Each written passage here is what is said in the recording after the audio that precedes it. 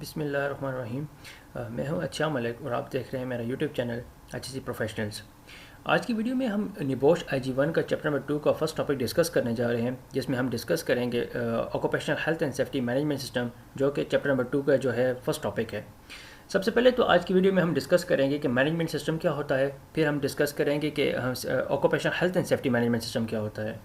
Occupational health and safety management system को समझने के लिए उससे पहले हमें ये जानना होगा कि बेसिकली मैनेजमेंट सिस्टम क्या होता है, कि जो पिलर्स हम पढ़ेंगे, फिर उसके बाद डिस्कस करेंगे कि मैनेजमेंट सिस्टम, किसी भी मैनेजमेंट सिस्टम के पिलर्स क्या होते हैं, किसके ऊपर वो बेस करके वो बनाया जाता है। तो सबसे पहले देखते हैं मैनेजमेंट सिस्टम क्या होता है।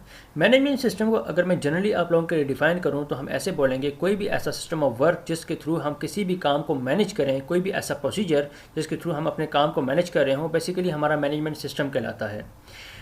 अब इस मैनेजमेंट सिस्टम की जो बुनियाद है, बेसिकली उसके लिए एक साइकिल होता है जिसको बोला जाता है PDCA साइकिल। अब जो बेसिकली PDCA साइकिल है, जब भी हम इंट्रोडक्शन की बात करते हैं occupational health and safety management system की, तो उससे पहले हम इसको डिस्कस करते हैं। या जनरली हम जब भी किसी भी मैनेजमेंट सिस्टम की जो है इंट्रोडक्शन की बात करते हैं, हम किसी भी मैनेजमेंट सिस्टम की बेस लाइन देखते हैं, हम किसी भी मैनेजमेंट सिस्टम की बुनियाद को देखते हैं, तो वहाँ पे PDCA साइकिल जो है बहुत बड़ी अहमियत रखता है, क्योंकि ये वो बेसिक स्टेप्स हैं जिनको हम इम्प्लीमेंट करके, जिनको हम फॉलो करके अपने मैनेजमेंट सिस्टम को जो है बुरकार ला सकते हैं, उसको बना सकते हैं, उसको जो है एक सक्सेसफुल बना सकते हैं। अब PDCA स्टैंड किस लिए करता है? इन PDCA, P stands for plan, D stands for do, C stands for check and A stands for act। अब ये चार हमारे पास स्टेप्स हैं जिनको हम फॉलो करते हुए किसी भी मैनेजमेंट सिस्टम को जो है वहाँ पे उसको बना भी सकते हैं और उसकी इम्प्लीमेंटेशन भी कर सकते हैं। अब सबसे पहला जो काम किया जाता है, जनरली अगर मैं आपको एग्जांपल दूं, आम एक एग्जांपल मैं आपको दूं अपनी डेली लाइफ से, कि अगर हम में से कोई भी जो है वो 2 या 3 या 4 बंदे जो हैं आपस में, अगर फ्रेंड्स को ले लें सोशल सर्कल से अपने, कि वो कहीं भी जाने का कोई टूरिज़म का या किसी कहीं पे टूर का कोई ट्रिप का अपने लिए प्लान बनाते हैं। अब अगर मैं यूनिवर्सिटी लाइफ की बात करूं तो मोस्ट ऑफ आप में से स्टूडेंट सुन रहे होंगे, तो फिर इस तरह की एग्जांपल जो है आपके जहन में बेहतर तरीके से आती हैं। अगर यूनिवर्सिटी लाइफ है तो यूनिवर्सिटी लाइफ में बैठे हुए दोस्तों के रोज़ाना आपस में प्लान बन रहे होते हैं। कुछ अपने जो है यूनिवर्सिटी से ग्रेजुएट होने के बाद अपने फ्यूचर प्लानिंग के अंदर अपने जो है बिजनेस प्लान कर रहे होते हैं, या अपने जो है सैर सपाटे के तो टूर्स बनते अपने जो है प्लानिंग होती रहती है। But most of the times वो प्लान्स कभी कामयाब नहीं होते। हमने कभी सोचा है कि वो प्लान्स कामयाब क्यों नहीं होते? बेसिकली उन प्लान्स की जो बुनियाद होती है, जो हमारी प्लानिंग होती है, वो इतनी एफिशिएंट नहीं होती, या उसके अंदर कोई ना कोई फ्लॉज होते हैं, इसकी वजह से कभी प्लान्स इंप्लीमेंट ही नहीं हो सकते। तो जब आपकी प्लानिंग इन चारों स्टेप्स को मद्देनज़र रखते हुए होगी, तो आपके प्लान्स वहाँ पे वो जो है फुलफ़िल भी होंगे और वो फ्लरिश भी करेंगे। कैसे? आप में से 4 दोस्त हैं, अगर वो जाना चाह रहे हैं, टूर पे जाना चाह रहे हैं, तो आप सबसे पहले रिस्पॉन्सिबिलिटीज़ को असाइन कर दें। चारों बंदों पर रिस्पॉन्सिबिलिटीज़ आपने डिवाइड कर दी, रिस्पॉन्सिबिलिटीज़ के accordingly finances and each and everything आपने रिस्पॉन्सिबिलिटीज़ भी आपने असाइन कर दी।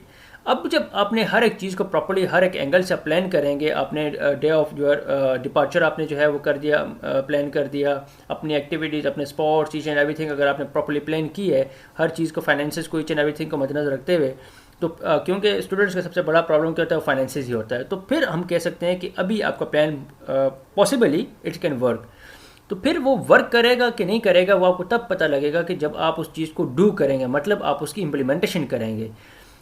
जब आपने अपने प्लान की इम्प्लीमेंटेशन किया, प्लान को एग्जीक्यूट किया आपने, और आप टूर पे चल दिए, आप टूर पे अभी आप चल गए हैं, तो आपको जब रास्ते में जो प्रॉब्लम्स फेस आएंगे, तो वो पॉसिबली आपके जो हैं वो आपकी प्लानिंग की जो होती हैं वो शॉर्टकमिंग्स होंगी। मिसाल के तौर पे आपने ये सोचा था कि भाई कि हमें मरी के अंदर जो है वो रूम मिल जाएगा 2000 रुपये में। अब जब आप मरी जाके पहुंचे और आपको पता चला है कि वहाँ पे तो इस वक्त तो रूम का जो है कॉस्ट पर रूम जो है वो 20,000 चल रही है एक रात की, तो आप लोगों का जो है आपकी जो है प्लानिंग के अंदर एक आपका जो है पहले फाइनेंस आपका एक फिक्स था, उसके अंदर अब आपके पास थोड़ी जो है वो कमी आना शुरू होगी, क्योंकि आपकी प्लानिंग के अंदर उस चीज़ को आपने प्रॉपर्ली मैनेज नहीं किया हुआ था। अगर इस तरह मैं प्रॉब्लम्स डिस्कस करता जाऊँ तो नंबर ऑफ प्रॉब्लम्स आपको फेस हो सकते हैं। बट ये प्रॉब्लम कब फेस हुए हैं आपको? जब आपने उस चीज़ को इम्प्लीमेंट किया है, आप डू वाले स्टेप पे गए हैं, सेकंड स्टेप पे गए हैं, तो ये प्रॉब्लम्स आपको फेस हुए हैं। अगर आपकी वो सिर्फ प्लानिंग स्टेज तक रहता है, आप प्लान ही बना रहे होते और आप कभी उसको इम्प्लीमेंट ना करते, तो आपको ना उसके प्रॉब्लम्स का पता चल सकता हो, ना उसकी शॉर्टकमिंग्स को आप चेक कर सकते हो, ना आप उनको ठीक कर सकते। जब आपने उसको इम्प्लीमेंट किया तो फिर आपने चेक किया that what you are doing is working, क्या जो आप कर रहे हैं वो वर्क कर रहा है कि नहीं कर रहा। तो आपने ये देखा कि भाई हमारे पास जो थी, हम फॉर एग्जांपल आप 4 दिन का प्लान बना के आए थे, बट जो एक्सपेंसेस थे आपके 2 दिन में ही आपके ख़त्म हो गए और आपको जो है 2 दिन पहले वापस आना पड़ रहा है। तो ये आपने अपने सारे प्रॉब्लम्स को देखा। अब नेक्स्ट टाइम जब आप जाएंगे तो फिर इन चीज़ों को मद्देनज़र रखते हुए उसके अकॉर्डिंगली अपने प्लान को एग्जीक्यूट करेंगे और इन चीज़ों की के अंदर बेहतरी लेके आएंगी। This is basically a PDCA cycle. Plan, do, check, act. अब ये पीडीसी साइकिल हमारा जो है किसी भी मैनेजमेंट सिस्टम की बुनियाद है, क्योंकि हम कोई भी मैनेजमेंट सिस्टम बनाते हैं, चाहे वो हेल्थ एंड सेफ्टी के लिए हो या किसी भी फील्ड के लिए हो, तो उसमें जब तक उसकी इंप्लीमेंटेशन नहीं करते तो उसकी शॉर्टकमिंग्स का नहीं पता लगता, और जब तक शॉर्टकमिंग्स का नहीं पता चलता तो हम उसके ऊपर जो है इम्प्रूवमेंट नहीं कर सकते। इसी को फॉलो करते हुए हम अपना जो है ऑक्यूपेशनल हेल्थ एंड सेफ्टी का 2001 का मैनेजमेंट सिस्टम पढ़ते हैं, जो ILO की तरफ से प्रोवाइडेड है। 2001 से जो है आज तक ये फॉलो हो रहा है। इसमें जो टॉप पे जो पहली चीज़ आती है वो है जी किसी भी ऑर्गेनाइजेशन के अंदर उसकी हेल्थ एंड सेफ्टी पॉलिसी। मैं बात कर रहा हूँ आपके यहाँ पे पॉलिसी की बात कर रहा हूँ। This policy is basically your management system policy, कि आपके हेल्थ एंड सेफ्टी मैनेजमेंट के सिस्टम के लिए आपकी ऑर्गेनाइजेशन के पास एक पॉलिसी होनी चाहिए कि how they are going to manage their health and safety in the organisation. अब अपने हेल्थ एंड सेफ्टी को मद्देनजर रख के ऑर्गेनाइजेशन कुछ अपने लिए जो है वो गोल सेट करेगी, कुछ ऑब्जेक्टिव सेट करेगी। तो वो गोल्स एंड ऑब्जेक्टिव जो होंगे उस ऑर्गेनाइजेशन की पॉलिसी के क्या होंगे, वो हिस्से होंगे। पॉलिसी को मैं अगर आपके लिए डिफाइन करूं तो यहाँ पे पॉलिसी के लिए जो है नंबर ऑफ डिफिनेशंस हैं।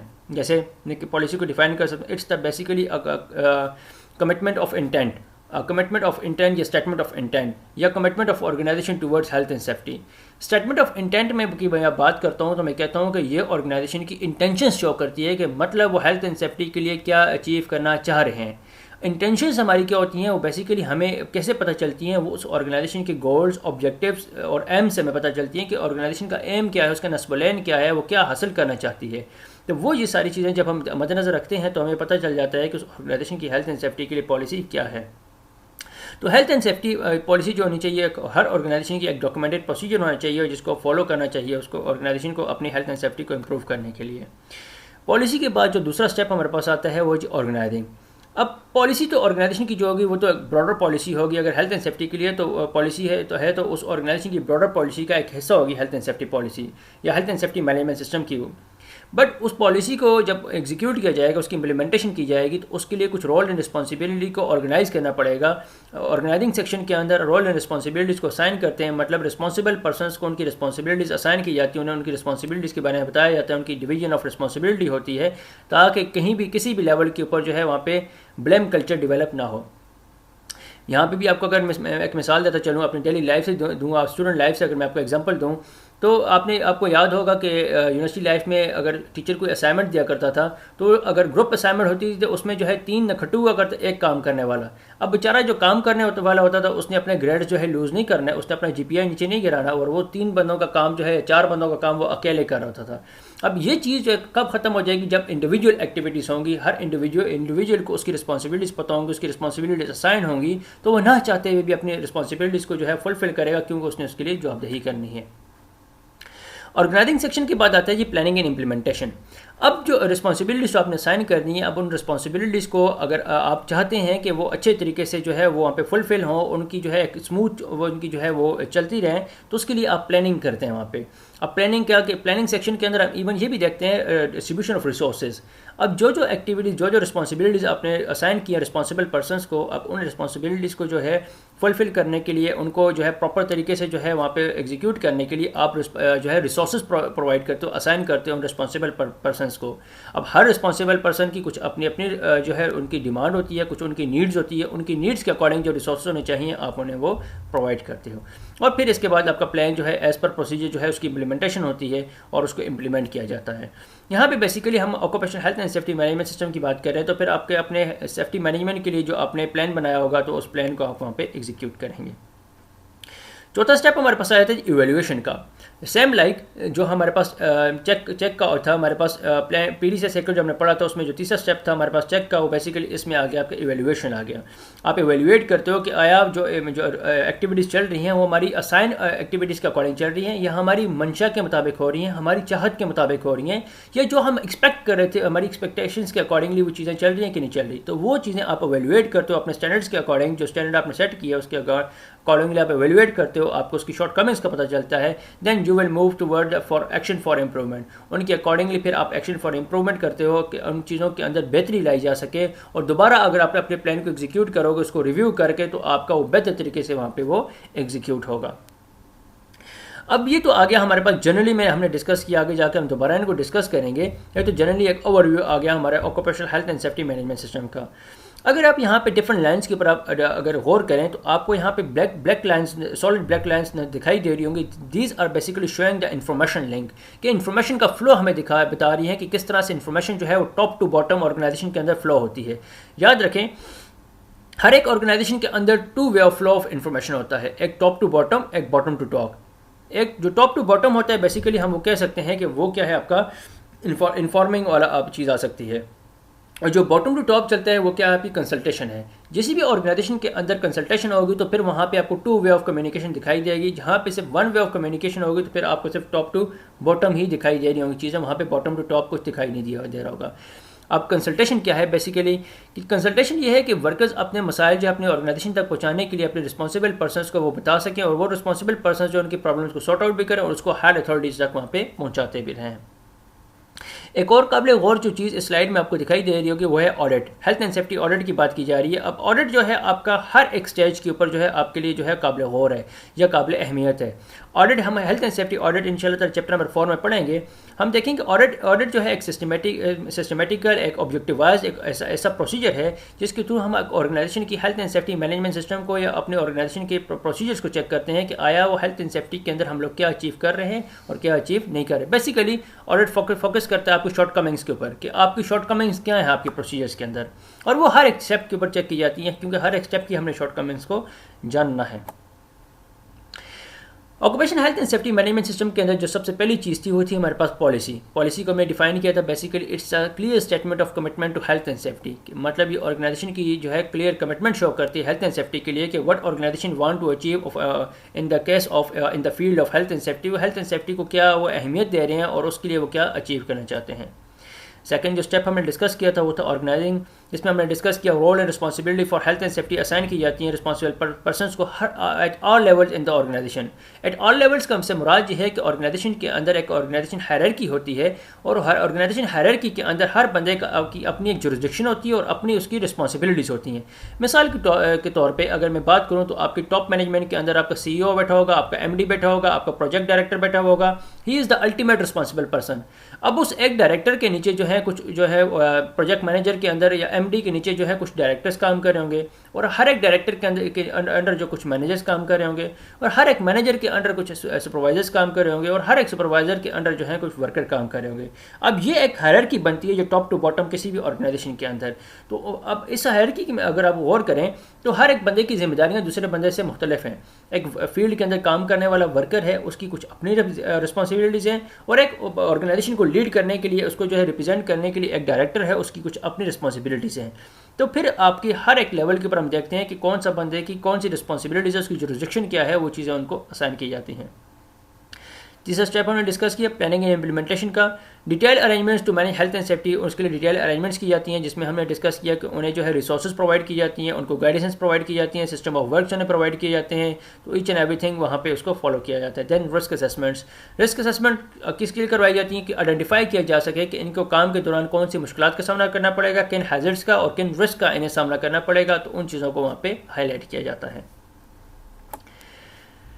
Next step evaluation methods. Evaluation के अंदर हम डिफरेंट मेथड्स यूज़ करते हैं to monitor and review the effectiveness of arrangements. अपने इफेक्टिवनेस ऑफ अरेंजमेंट्स को देखने के लिए हम डिफरेंट मेथड्स को यूज़ करते हैं. उसमें हम इंस्पेक्शंस कर सकते हैं, एक्टिव मॉनिटरिंग कर सकते हैं, हम वहाँ पे ठीक है हम वहाँ पे सैम्पलिंग कर सकते हैं, सेफ्टी टूर्स कर सकते हैं. तो नंबर ऑफ मेथड्स हम यूज़ करके अपने इवेल्युएट कर सकते हैं अपने मेथड्स को या अपने health and safety management system को कि आया उसके अंदर इफेक्टिवनेस उसकी कितनी है और कितना वो सक्सेसफुल जा रहा है. देन ऑडिट, मैंने आपको जैसे बताया कि हर एक स्टेप के ऊपर आपका ऑडिट बड़ा इंपॉर्टेंस रखता है. It's basically independent critical and systematic review of an management system. ये एक ऑब्जेक्टिवाइज, एक इसका ऑब्जेक्टिव होता है, एक मकसद होता है, एक इसका स्कोप होता है. उसको मद्देनजर रखते हुए अपने मैनेजमेंट सिस्टम को जब हम छानबीन करते हैं उसको हम चेक करते हैं कि उसकी शॉर्टकमिंग्स क्या हैं, तो उसको हम एक हेल्थ एंड सेफ्टी ऑडिट की फॉर्म में लेते हैं, जिसको इंशाल्लाह ताला हम नेक्स्ट टॉपिक में डिस्कस भी करेंगे. Action for improvement, steps to correct issues found and review. Then we will move towards action for improvement. जो हमारे पास शॉर्टकमिंग्स थी उनके अंदर इम्प्रूवमेंट लाने के लिए जो हम मेहनत करते हैं, जो हमारे उसके इम्प्रूवमेंट्स के लिए जो स्टेप्स एंड मेजर हम लेते हैं, जो फर्दर हम उसके ऊपर काम करते हैं, वो हमारे एक्शन फॉर इम्प्रूवमेंट लाई जाती है. बेसिकली हम अचीव क्या करना चाह रहे हैं, we are moving toward the continual improvement. We want continual improvement, we doesn't want continuous improvement. Now what is the difference between continual and continuous. Continuous के अंदर हम जब बात करते हैं तो कॉन्टीन्यूस का मतलब है कि कोई चीज़ एक ही पेस के साथ चल रही है. फॉर एग्जांपल आप जो है आपकी जो इनकम है, मैं मिसाल दे रहा हूँ आपको इनकम से, फिर मैं सेफ्टी की भी आपको एक मिसाल देता हूँ, हेल्थ एंड सेफ्टी की। मिसाल के तौर पे आपने जो है जब 18 साल की उम्र में नौकरी करना शुरू की और आपकी इनकम थी, मंथली इनकम थी 20,000, और आज आप 80 साल की उम्र में और आज भी आपकी इनकम जो है 20,000 ही है, तो आप एक ही पेस के साथ चलें। Basically it's a continuous improvement की बात कर रहा हूँ मैं, ठीक है। कंटिन्यूअल की बात मैं करूँगा तो फिर मैं स्टेप बाय स्टेप की बात करूँगा। फॉर एग्जांपल आपने स्टार्ट लिया 10,000 से, कुछ टाइम बाद आपकी सैलरी बढ़ के 15 हुई, फिर 20 हुई, फिर 25 हुई, फिर 30 हुई, तो मतलब ग्रेजुअली वो जो है स्टेप बाय स्टेप, अगर एनुअली मिलूँ, एनुअल इंक्रीमेंट लगता है ना हमारी सैलरीज के अंदर, तो वो एनुअल इंक्रीमेंट की बात करूँ तो उसी तरह से हमारी जो है जो इंप्रूवमेंट आ रही है, दिस इज़ बेसिकली या कंटिन्यूअल इंप्रूवमेंट। हम कहते हैं slowly and gradually win the rest, तो वो वाली बात है यहाँ पे। तो स्लोली एंड ग्रेजुअली जो है हम चीज़ों के अंदर इंप्रूवमेंट लेके आ रहे हैं, बेहतरी लेके आ रहे हैं, इट्स बेसिकली या कंटिन्यूअल इंप्रूवमेंट। अब बेसिकली इसको कंटिन्यूअल इंप्रूवमेंट इसलिए बोला जाता है कि सेफ्टी मैनेजमेंट सिस्टम जो होता है वो डेवलप होता है ओवर टाइम। अगर आप ये सोचें कि कोई प्लान आपने बनाया है, कोई बिजनेस आपने स्टार्ट किया और एक ही दिन में वो फ्लरिश कर जाएगा और एक ही दिन में आप करोड़पति बन जाएंगे, आप कामयाब हो जाएंगे, तो इट्स नॉट पॉसिबल। आपको अंदर अप्स एंड डाउन आते रहते हैं उन चीज़ों में, और आपको उनके ऊपर ओवरकम करने के लिए आपको मेहनत करनी पड़ती है। ओवरकम करने के लिए आपको क्या करना पड़ता है, बेसिकली एक्शन फॉर इंप्रूवमेंट आपको करना पड़ता है, और उसके बाद आप जाकर उन चीज़ों के अंदर इंप्रूवमेंट लेके आ सकते हैं। दैट्स अबाउट जी basically occupational health and safety management system. एक छोटा सा टॉपिक हमें डिस्कस करना था कि occupational health and safety management system क्या होता है। नेक्स्ट वीडियो के अंदर हम होली सोली सिर्फ और सिर्फ पॉलिसी पे बात करूंगा कि पॉलिसी क्या होती है और पॉलिसी को रिव्यू कब किया जाता है, वो इंशाल्लाह नेक्स्ट टॉपिक में डिस्कस करेंगे नेक्स्ट वीडियो के अंदर। आज हमने डिस्कस किया है कि ऑक्यूपेशनल हेल्थ एंड सेफ्टी 2001 का मैनेजमेंट सिस्टम, जिसके लिए बेस्ट लाइन जो है वही हमारे पास बेस्ट लाइन है, पीडीसी साइकिल। उसको फॉलो करते हुए हमने जो है हेल्थ एंड सेफ्टी को मैनेज करने के लिए एक मैनेजमेंट सिस्टम बनाया है, जिसके अंदर जो टॉप के ऊपर जो चीज़ आती है वो है हमारे पास पॉलिसी। पॉलिसी किसी भी ऑर्गेनाइजेशन की एक ऑब्जेक्टिवाइज होती है, उसकी जो है एम्स एंड प्रोसीजर्स को हमें बताती है, और उसके लिए वो वाइब्रेंट होती है। होपफुली ये चीज़ें आपको समझ आई होंगी। किसी का कोई क्वेश्चन हो तो इवन आप जो है कमेंट्स के अंदर मुझसे क्वेश्चन भी कर सकते हैं, मैं आपको उन चीज़ों के बारे में मज़ीद गाइडेंसेस भी प्रोवाइड करूँगा। ठीक है जी, आज तक इतना ही था। इंशाल्लाह ताला नेक्स्ट वीडियो में मिलेंगे नेक्स्ट टॉपिक के साथ। अल्लाह हाफिज़।